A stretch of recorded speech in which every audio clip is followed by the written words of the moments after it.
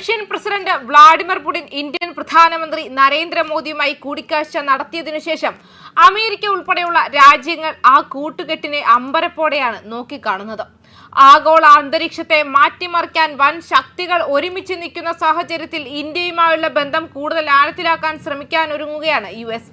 അതിന്റെ ചുവടുവയ്പായി യുണൈറ്റഡ് സ്റ്റേറ്റ്സിന്റെ രാഷ്ട്രീയകാര്യ under secretary Alison Hooker December 7 മുതൽ 11 വരെ ന്യൂഡൽഹിയിലും ബംഗളൂരുവിലും സന്ദർശിക്കുമെന്ന് US എംബസിയുടെ പ്രസ്താവനയിൽ വ്യക്തമാക്കിയിരിക്കുകയാണ്. ഇപ്പോൾ US ഇന്ത്യ തന്ത്രപരമായ പങ്കാളിത്തം മുന്നോട്ട് കൊണ്ടുപോവുക, അമേരിക്കൻ കയറ്റുമതി വർദ്ധിപ്പിക്കുന്നത് ഉൾപ്പെടെ സാമ്പത്തിക വാണിജ്യ ബന്ധങ്ങൾ കൂടുതൽ ആഴത്തിലാക്കുക, കൃത്രിമ ബുദ്ധി, ബഹിരാകാശ പര്യവേക്ഷണം എന്നിവയുൾപ്പെടെ ഉയർന്നുവരുന്ന സാങ്കേതിക വിദ്യകളിൽ സഹകരണം വളർത്തിയെടുക്കുക എന്നിവയാണ് അണ്ടർ സെക്രട്ടറി ഹുക്കറുടെ സന്ദർശനത്തിന്റെ ലക്ഷ്യം. ന്യൂഡൽഹിയിൽ അണ്ടർ സെക്രട്ടറി ഹുക്കർ മുതിർന്ന ഇന്ത്യൻ ഉദ്യോഗസ്ഥരുമായി കൂടിക്കാഴ്ച നടത്തും. പ്രാദേശിക സുരക്ഷ, സാമ്പത്തിക സഹകരണം, ഇൻഡോ പസഫിക്കിലെ പങ്കിട്ട മുൻഗണനകൾ എന്നിവ ചർച്ച ചെയ്യും. വിദേശകാര്യ സെക്രട്ടറി വിക്രം മിശ്രയുമായുള്ള വിദേശകാര്യ ഓഫീസ് കൺസൾട്ടേഷനുകൾ ഉൾപ്പെടെ ബാംഗ്ലൂരുവിൽ അവർ ഇന്ത്യൻ ബഹിരാകാശ ഗവേഷണ സംഘടന സന്ദർശിക്കുകയും US ഇന്ത്യ ഗവേഷണ പങ്കാളിത്തത്തിൽ നവീകരണം പ്രോത്സാഹിപ്പിക്കുന്നതിനും വിപുലമായ സഹകരണത്തിനുള്ള അവസരങ്ങൾ പര്യവേക്ഷണം ചെയ്യുന്നതിനുമായി ഇന്ത്യയിലെ ചലനാത്മക ബഹിരാകാശ ഊർജ്ജ സാങ്കേതിക മേഖലകളിലെ നേതാക്കളെ കാണുകയും ചെയ്യുമെന്നും പ്രസ്താവനയിൽ പറയുന്നുണ്ട്. ശക്തമായ US ഇന്ത്യ പങ്കാളിത്തത്തിനും സ്വതന്ത്രവും തുറന്നതുമായ ഇൻഡോ പസഫിക് മേഖലയ്ക്കുള്ള US പ്രസിഡന്റ് ഡൊണാൾഡ് ട്രംപിന്റെ മുൻഗണനകൾ മുന്നോട്ട് കൊണ്ടുപോകുന്നതിൽ അണ്ടർ സെക്രട്ടറി ഹുക്കറുടെ സന്ദർശനം മറ്റൊരു ചുവടുവയ്പ്പാണെന്ന് പ്രസ്താവനയിൽ പറയുന്നുണ്ട്.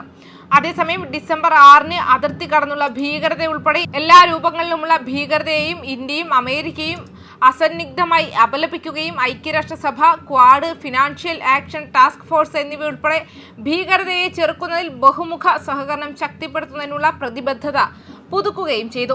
ഡിസംബർ 3 ഇരു രാജ്യങ്ങളും ഇവിടെ തീവ്രവാദ വിരുദ്ധ ഇന്ത്യ US സംയുക്ത വർക്കിംഗ് ഗ്രൂപ്പിന്റെ 21ാമത് യോഗവും 7ാമത് പദവി സംഭാഷണവും നടത്തിയിരുന്നു.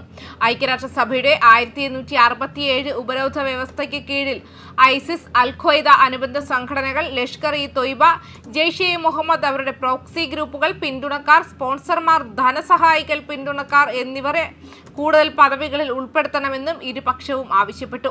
ഇത് അവരുടെ അംഗങ്ങൾക്ക് ആഗോള ആസ്തി മരവിപ്പിക്കൽ, യാത്രാ നിരോധനം, ആയുധ ഉപരോധം എന്നിവ നേരിടേണ്ടി വരുമെന്ന് ഉറപ്പാക്കുന്നു.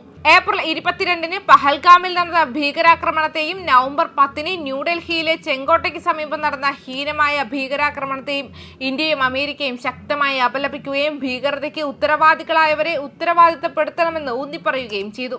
ഭീകരതയെ നേരിടുന്നതിൽ ഉഭയകക്ഷി സഹകരണത്തിന്റെ പ്രാധാന്യം യോഗങ്ങൾ അടിവരയിട്ടു. ഇത് ഇന്ത്യ US സമഗ്ര ആഗോള തന്ത്രപരമായ പങ്കാളിത്തത്തിന്റെ ആത്മാവും വ്യാപ്തിയും പ്രതിഫലിപ്പിക്കുന്നതായി വിദേശകാര്യ മന്ത്രാലയത്തിന്റെ പ്രസ്താവനയിൽ വ്യക്തമാക്കുന്നുമുണ്ട്. ന്യൂസ് ഡെസ്ക് കർമ്മ ന്യൂസ്.